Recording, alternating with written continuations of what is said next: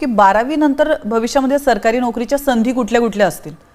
आता 12वी नंतर आपण जेव्हा विचार करतो तर दोन क्षेत्र असतात. आपल्याला त्या ठिकाणी सैन्य विभागात जायचं आहे तर आर्मीमध्ये आपण जाऊ शकतो, नेव्हीमध्ये जाऊ शकतो, एअरफोर्समध्ये जाऊ शकतो.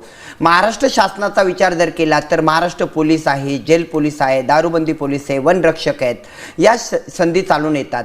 त्यानंतर परत केंद्रामध्ये जर आपण गेलो तर स्टाफ सिलेक्शनमध्ये BSF, CISF, ITBP, Assam rifle, CRPF यासारखे असंख्य पदं आहेत.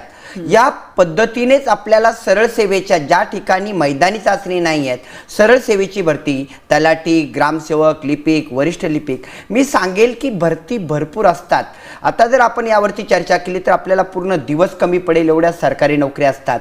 पण विद्यार्थ्याला त्या ठिकाणी करायचं काय त्यांनी आज ठरवावं. आणि स्पर्धा परीक्षा अशी आहेत, आपण पोलीस भरतीची तयारी करतात, नक्कीच आपण जेल पोलीसची तयारी करतोय, रेल्वे पोलीसची करतोय, BSF CISFची करतोय, आर्मी नेव्ही एअरफोर्सची करतोय. आणि स्पर्धा परीक्षेमध्ये साधर्म्य असतंच, सारखेपणा असतो. त्यामुळे मला त्या ठिकाणी सैन्यात जायचं आहे हे एकदा ठरवलं तर नक्की तुम्ही तिथे पोहोचू शकतात.